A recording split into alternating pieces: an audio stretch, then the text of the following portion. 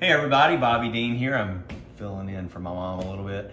You know, it's hard to believe, but we're really only about 6 weeks away from Christmas. Where does the time go? I have no idea. It seems like it was just the 4th of July, right? We were just celebrating that. But it is time to start making all these delicious side dishes and casseroles and incorporating fruit and sugar and butter and all these wonderful things that we all enjoy so much at this time of the year. I love fall. And this is a very fall, I'm gonna call it a casserole, but it's really a really nice side dish. So for your Thanksgiving dinner or your Christmas dinner or for your next party, this is a great side dish, a warm casserole that incorporates lots of different fruits that you might not expect, and also some curry, which is a little different. So it's really easy, and let's blow through it, okay? I've got a round casserole dish here, and I'm gonna start by, very simply, dumping in some canned peaches. You know, we talk about this all the time, and things are not always in season. Things are not always easy to find, and I don't mind using canned fruit or canned vegetables or whatever, you know, you got to do from time to time. So what we've got here are peaches and apricots, which are both nice. We've got pineapple and also pear. These are just wonderful, wonderful fruits that I like all of these individually. So together, they should really be fantastic. And you know, want to mix it up a little bit. So you've got, and my hands are clean. They've been washed a lot, and I will wash them again.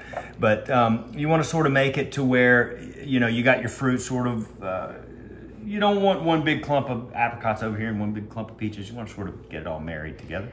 Bobby, okay. do the triplets like fruit?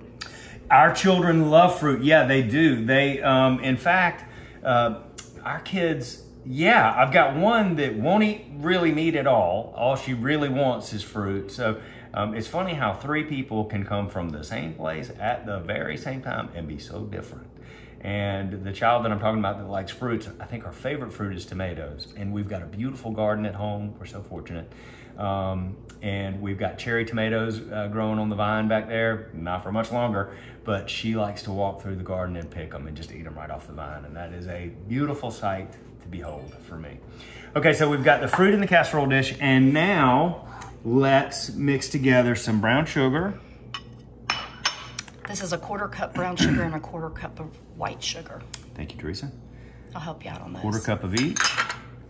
And here is the unexpected. The curry.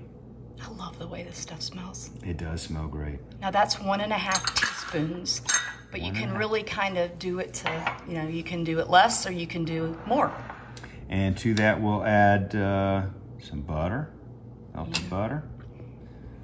Looks Bobby, like about, you know looks what? like about a half stick, right? We need to put our cherries in too. We almost forgot our cherries. Uh-oh. Sorry, cherries. Not Look that at you that. don't matter. You know Look that how you're pretty. important. That's okay. The cherries can sparkle right on top. And you know what I'm gonna do?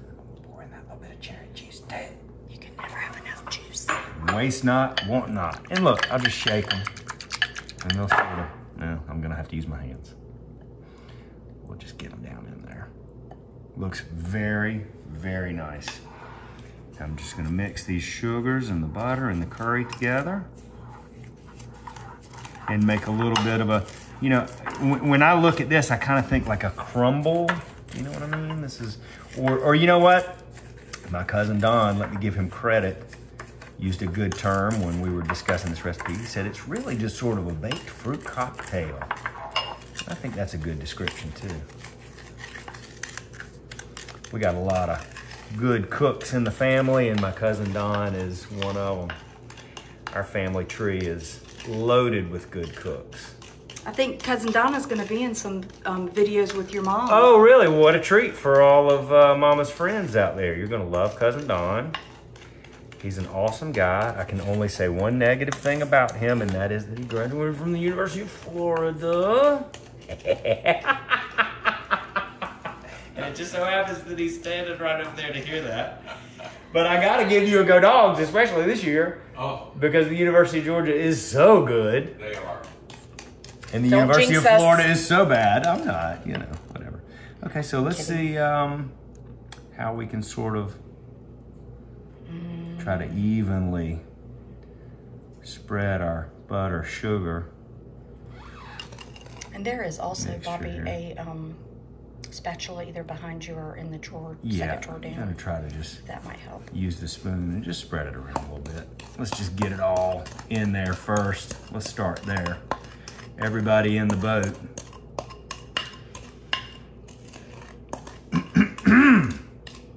It is that time of year.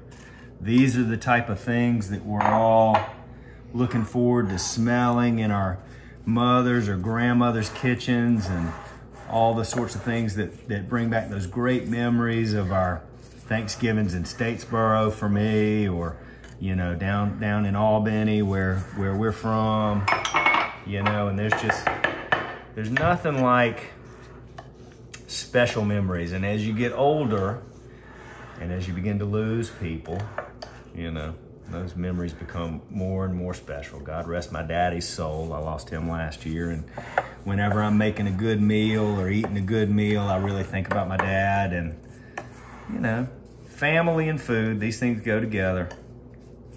And it's a beautiful tradition to uphold. It's a good thing to, you know, teach your children how to cook and enjoy good food with your family at home. We like to eat a lot of meals at home. We do. My wife and I cook for our children all the time, and it's just a, you know, even at... What you doing now, Bobby? I'm adding some walnuts. I'm talking is what I'm doing. You mean some pecans? Pecans, I'm sorry. Pecan, walnut, whatever. But you could do These any... are pecans. Yeah, we're from Georgia. These are good old Georgia pecans right here. But we cook at home a lot for our family, and I think that you should too. So if you're not already doing that, y'all get in the kitchen together and laugh and talk and have a good time. Okay, so I've got my oven preheated at 400 degrees, and I'm gonna bake this for about 20 or 25 minutes. So we'll see you in about 20 or 25 minutes, okay? Welcome back, everybody. Our curried fruit casserole has come out of the oven, and it just really looks great. It looks fantastic. It's really pretty. Love all the colors. The aroma is really, really nice, and I'm excited about the curry to see what that adds to the dish. So I'm going to just take a page out of Mama's book, and I'm going to spoon right out of the casserole dish here. Just sort of put it back together and make sure it doesn't look too tampered with.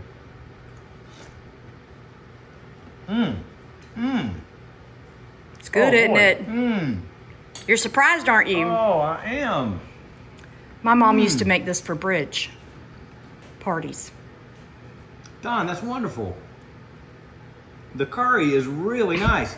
It's right at the front. You get it immediately when you taste the casserole.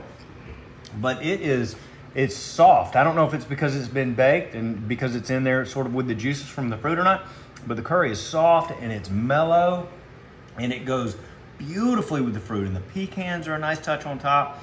This is excellent. Okay, this is the first time I've ever made it. That's the first time I've tasted it.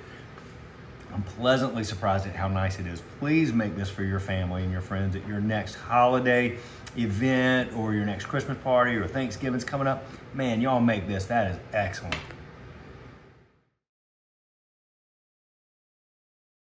Hey y'all, it's Paula Deen. Now, if you enjoyed this video, be sure to like it and click the subscribe button as well as the notification bell to be alerted when I post a video.